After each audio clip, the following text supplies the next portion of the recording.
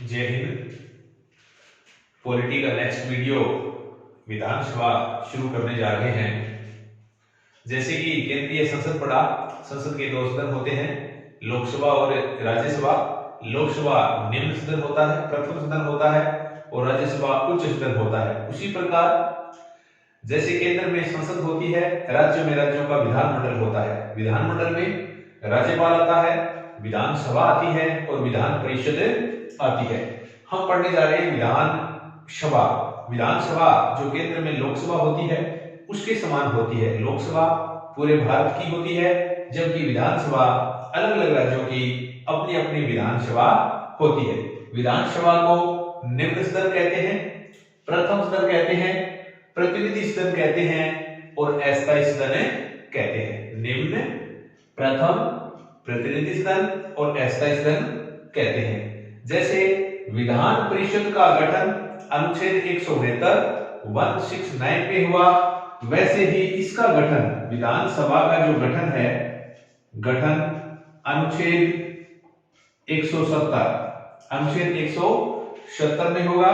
वयस्क मताधिकार, वयस्क मतदाता के द्वारा, यानी विधानसभा के चुनाव है, वयस्क मतदाताओं के आधार पर इनके चुनाव होंगे। अनुच्छेद 170 के आधार पर प्रत्यक्ष लोगों के द्वारा विधानसभा चुनी जाएगी, यानी लोग एमएलए चुनेंगे और एमएलए की सीट अलग अलग राज्यों में अलग अलग होती है। तो गठन का वर्णन अनुच्छेद 170 में दिया गया है। अब सदस्य संख्या, सदस्य संख्या, सदस्य संख्या यानी एमएलए, एमएलए कितने होने चाहिए? एमएलए को विधायक, member of legislative assembly, member of legislative assembly, किसी विधानसभा की सदस्य संख्या कितनी होनी चाहिए?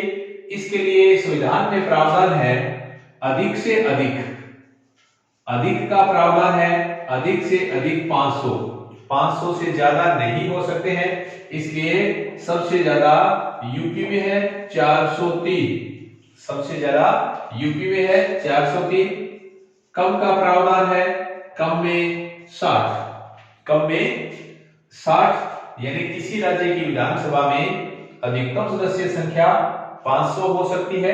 एमएलए की, विधायकों की संख्या कम से कम 60 हो सकती है।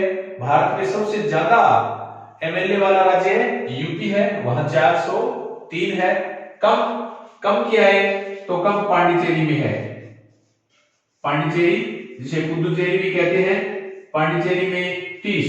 देखिए ये अपवाद है, अपवाद है, क्योंकि वहां पर जनसंख्या बहुत कम है, बहुत थोड़ी है। इसलिए एक छोटी सी मैं बात बताने जा रहा हूं। गोपासिमी, गोपासिमी, गोपासिमी ये एक अपवाद है। गो से गोवा और पा से पांडिचेरी, पांडिचेरी, सी से सिक्किम और मी से मिजोरम, मिजोरम। कम से कम 60 होनी चाहिए, लेकिन ये अपवाद है क्योंकि गोवा की सदस्य संख्या 40 है, पांडिचेरी की पहले बता दी 30 है, सिक्किम की 32 है और मिजोरम की 40 है। ये अपवाद है गोपासिमी, कम से कम ये सदस्य संख्या। अगर केंद्र शासित प्रदेश देखा जाए तो केंद्र शासित प्रदेश पहले 2 में विधानसभा थी, दिल्ली और पांडिचेरी में, लेकिन जैसे ही जम्मू कश्मीर को केंद्र शासित में तब्दील कर दिया तो लद्दाख में नहीं होगी और जम्मू में आगे जाकर के विधानसभा बनेगी। वो आगामी मामला है। तो ये बताया सदस्य संख्या। जब ये पूछे भारत में किस राज्य में है, तो ये यूपी कम से कम, ये रहा पांडिचेरी या पुदुचेरी जो केंद्र शासित प्रदेश है। अधिक से अधिक 500 हो सकती है, कम से कम 60। लेकिन फिर बता दूं, विधान परिषद, सभा नहीं, विधान परिषद की अधिकतम सदस्य संख्या उस राज्य की विधानसभा की टोटल सदस्य संख्या के 1/3 से ज्यादा न हो। ये आपको पहले बताया, मैंने विधान परिषद बोला है, परिषद में इसकी 1/3 से ज्यादा नहीं होनी चाहिए। तो लेकिन ये यहाँ पर विधानसभा पढ़ने जा रहे हैं। अब राजस्थान विधानसभा में कितनी सीटें हैं? राजस्थान विधानसभा आज 200 सीटें हैं। राजस्थान विधानसभा में 200 एमएलए बैठते हैं। 200 एमएलए में आरक्षण के आधार पर कैसे डिवाइड है? 34 एससी और 25 एसटी। 25 एसटी जो टोटल सीटें हैं 200 सीटें हैं राजस्थान विधानसभा में, और 200 सीटें छठी विधानसभा में की गई 1977। ये और देख लें, राजस्थान में 200 सीटें कब की गई? छठी विधानसभा 1977, डबल सेवन में 200 सीटें की गई। आज 200 सीटें हैं। बता दूं कि विधानसभा में आरक्षण सिर्फ एससी और एसटी को ही है, महिलाओं को कोई आरक्षण नहीं है, ओबीसी को कोई आरक्षण नहीं है।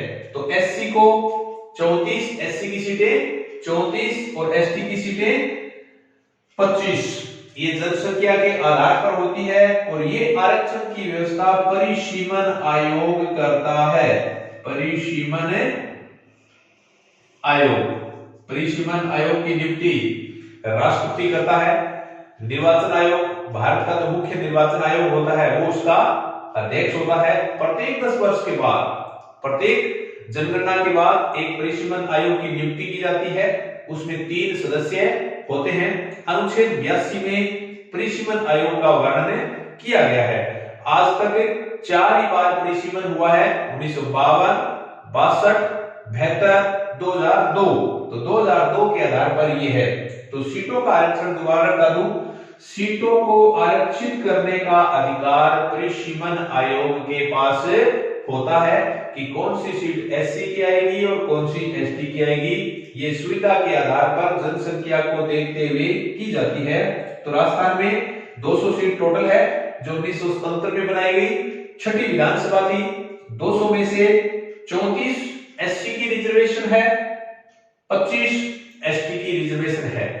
इन रिजर्वेशन सीटों में सिर्फ ये ही खड़े हो सकते हैं, एससी की सीट पर एससी का ही बंदा चुनाव लड़ सकता है, जबकि सामान्य सीट पर एससी का भी और एसटी का भी कोई चुनाव लड़ सकते हैं। ये यहाँ पर प्रावधान किया गया है, एससी और एसटी का प्रावधान किया गया है। अभी जो 104वां विधान संशोधन हुआ, 104वां विधान संशोधन, उसमें ये आरक्षण आगे बढ़ा दिया गया है। पहले 2020 तक था, ये आगे और बढ़ा दिया गया है। साथ में एक और है, आंग्ल भारतीय भी समाप्त कर दिए गए हैं। आंग्ल भारतीय जो लोकसभा में 2 मनोनीत होते थे और विधानसभा में अगर संख्या न है तो 1, वो भी आगे समाप्त कर दिया गया है। तो ये सदस्य संख्या बताई। विधानसभा का गठन 170 के तहत वैश्विक मतदाता के आधार पर सदस्य संख्या कम 60 अधिक, ये अपवाद गोपा से भी, गोवा, पांडिचेरी, सिक्किम और मिजोरम, इन चारों में ये अपवाद की सीटें दी गई है। राजस्थान में जब पहली विधानसभा बनी 1952 में तो सीटें 160 थी। पहली विधानसभा में 160 ही सीटें थी। क्यों? क्योंकि अजमेर मेरवाड़ा अलग थी। अजमेर और मेरवाड़ा की 30 सीटें अलग थी। अजमेर मेरवाड़ा की 30 सीटें अलग थी। उसके बाद आगे चुनाव हुए तो दोनों को मिला दिया और दोनों को जोड़ दिया। लेकिन 1956 में अजमेर मेरवाड़ा राजस्थान का एकीकरण किया और इन दोनों को जोड़ दिया गया, एक साथ ही कर दिया गया। निर्वाचन से पहले आम चुनाव, विधानसभा के जो पहले चुनाव 1952 में हुए, पहले तो ये बता दूं कि विधानसभा के चुनाव भी 1952 में हुए और देश में लोकसभा के पहले चुनाव भी 1952 में हुए। लेकिन लोकसभा से पहले विधानसभा के चुनाव हुए थे। लोकसभा से पहले विधानसभा के चुनाव हुए थे 1952 में। ये 52 में सीटें 160 थी, आज सीटें 200 कर दी गई है। तो ये सीटों का प्रावधान है, यहां पर बताया गया है। ये जो अनुच्छेद 332 है, 332 332 के आधार पर ये रिजर्वेशन है। अनुच्छेद 332 कहता है कि विधानसभाओं में और संसद में, विधानसभा में जनसंख्या के आधार पर आरक्षण होना चाहिए। तो ये 332 का यहाँ प्रावधान है। 333 में आंग्ल भारतीय है, विधानसभा में एक आंग्ल भारतीय राज्यपाल मनोनीत कर सकता है, लेकिन 2020 में वो अब हटा दिया गया है, तो ये हुआ सदस्य संख्या, इनका चुनाव प्रत्यक्ष व्यस्त मताधिकार के आधार पर इनका चुनाव होगा। उसके बाद आगे देखेंगे कार्यकाल, विधानसभा का कार्यकाल अनुच्छेद 172 में दिया गया है। 172 में प्रथम अधिवेशन, जो प्रथम बैठक या अधिवेशन होती है, प्रथम अधिवेशन से 5 वर्ष कार्यकाल, प्रथम अधिवेशन से 5 वर्ष, लेकिन अनुच्छेद 174 के तहत 5 साल से पहले भी विकृत की जा सकती है। अगर मुख्यमंत्री कहे, अनुच्छेद 174 के तहत राज्यपाल 5 साल से पहले भी इसे विकृत कर सकता है। तो अनुच्छेद 172 ये कार्यकाल को दर्शाता है। अनुच्छेद 172 में थोड़ा सा यहां और बता दूं, जो 42वां संविधान संशोधन किया 1976 में, वहां पर विधानसभा और लोकसभा का कार्यकाल 6 वर्ष कर दिया था 42वें संविधान संशोधन में, इंदिरा गांधी के टाइम में। लेकिन 44वें संविधान संशोधन 1978 में दोबारा कार्यकाल 5 वर्ष कर दिया गया। आज कार्यकाल 5 वर्ष है। कार्यकाल बढ़ाया भी जा सकता है अगर आपातकाल लागू हुआ है। आपातकाल में संसद विधि बनाकर बढ़ाने का अधिकार किसके पास है? संसद विधि बनाकर आपातकाल में एक बार में 1 वर्ष बढ़ा सकती है। आपातकाल के टाइम संसद विधि बनाकर एक बार में 1 वर्ष बढ़ा सकती है, लेकिन आपातकाल न लगा हो, अगर सामान्य अवधि हो तो 6 माह कार्यकाल बढ़ाया जा सकता है। सामान्य अवधि में कार्यकाल 6 साल बढ़ाया जा सकता है। तो अनुच्छेद 172 कार्यकाल, अनुच्छेद 173 में योग्यताएं दी गई है। योग्यताएं, अनुच्छेद 173 में योग्यता नंबर 1 भारत का नागरिक हो, ये तो है ही, भारत का नागरिक हो, लेकिन उम्र कम से कम 25 वर्ष हो। ज्यादा चाहे कितनी हो, चुनाव लड़ने के लिए कम से कम 25 वर्ष उम्र हो, और उस राज्य का मतदाता हो, उस राज्य का मतदाता होना चाहिए, उस राज्य में उसका वोट होना चाहिए, वो ही व्यक्ति विधानसभा का चुनाव लड़ सकता है। पागल दिवालिया न हो, लाभ के पद पर न हो, ये सामान्य बातें होती है। तो अनुच्छेद 173 में योग्यताएं दी हुई है। अनुच्छेद 172 में कार्यकाल बताया गया है, और अनुच्छेद 173 में 74 में अनुच्छेद 174 अधिवेशन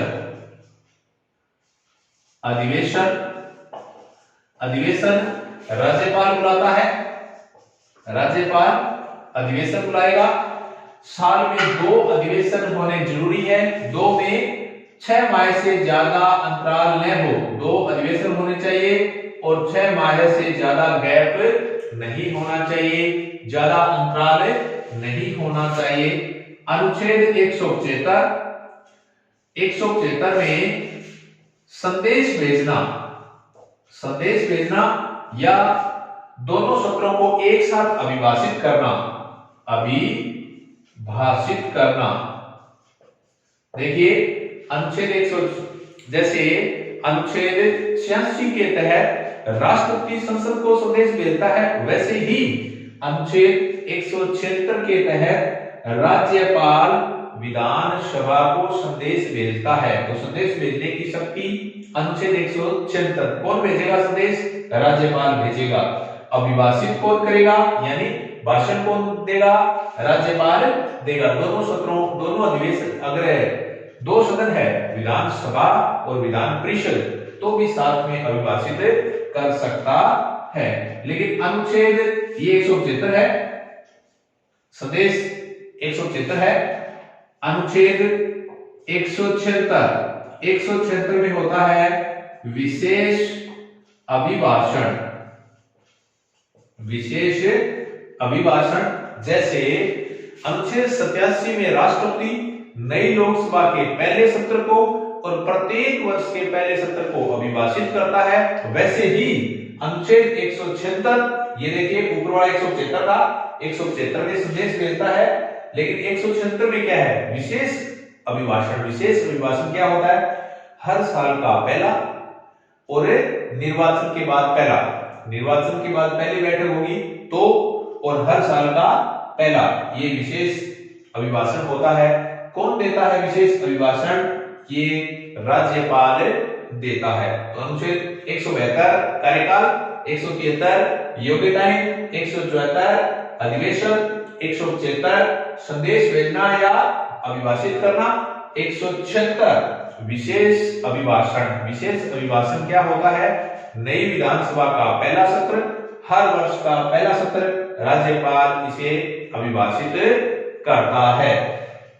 तो ये हुआ अनुच्छेद 176।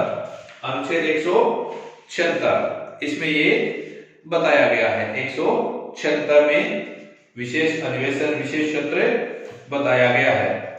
अब इसके बाद है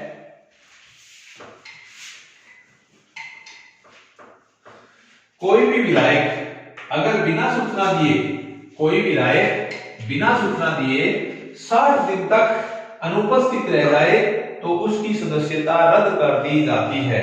बिना सूचना दिए 60 दिन तक अनुपस्थित रह जाए तो उसकी सदस्यता रद्द कर दी जाती है। शर्त यह है 60 दिन में विधानसभा चलने का टाइम होना चाहिए, न कि गैप या छुट्टी का टाइम होना चाहिए।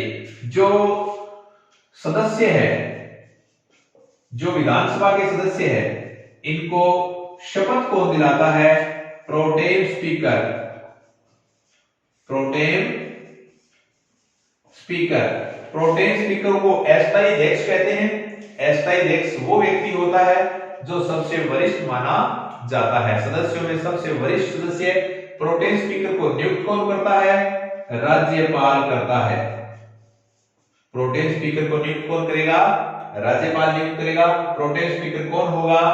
जो सबसे वरिष्ठ व्यक्ति हो, उम्र के आधार पर नहीं, ज्यादा बार विधायक बना हो, वो शपथ दिलाएगा सदस्य टोटल को। और त्याग पत्र जो भी विधायक है, जो एमएलए है, टोटल एमएलए त्याग पत्र किसको देंगे? विधानसभा अध्यक्ष को, विधानसभा अध्यक्ष को त्याग पत्र देंगे। शपथ प्रोटेम स्पीकर दिलाएगा, वो एक दिन के लिए होता है, वो अस्थायी हो गया है। प्रोटेम स्पीकर की नियुक्ति राज्यपाल करता है, लेकिन त्याग पत्र किसको देंगे? विधानसभा को ही, विधानसभा अध्यक्ष को ही त्याग पत्र देंगे। उसके बाद अगर देखा जाए छोटी छोटी बातें कुछ और है, जैसे विधानसभा का गठन होने के बाद उसकी बैठक होती है, आदि बातें यहां मैं बताने जा रहा हूं।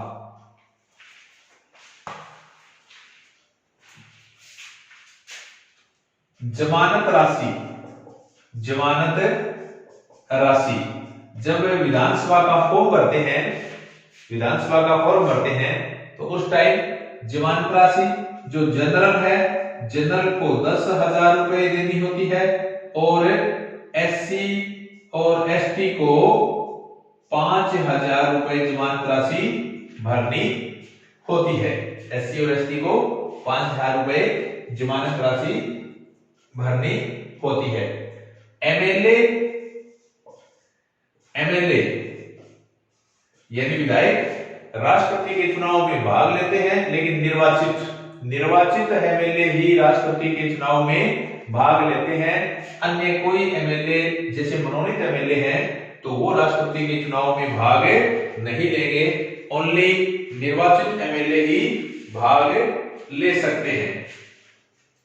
जो 12वीं विधानसभा थी राजस्थान में 12वीं विधानसभा थी जो 2003 से लेकर 2008 तक, यहां दो बातें महत्वपूर्ण थी। तीनों पदों पर महिला थी। तीनों पदों पर महिला थी। कौन कौन से पद? तीनों। सीएम महिला थी, राज्यपाल महिला थी और विधानसभा अध्यक्ष भी महिला थी। 12वीं विधानसभा 2003 से 8 मुख्यमंत्री वसुंधरा राजे महिला थी, राज्यपाल प्रतिभा देवी सिंह पाटिल थी और विधानसभा अध्यक्ष सुमित्रा सिंह जो झुंझुनू से थी, सुमित्रा सिंह। तीनों पदों पर महिला। और 12वीं विधानसभा में ही पहली बार ईवीएम से वोटिंग हुई।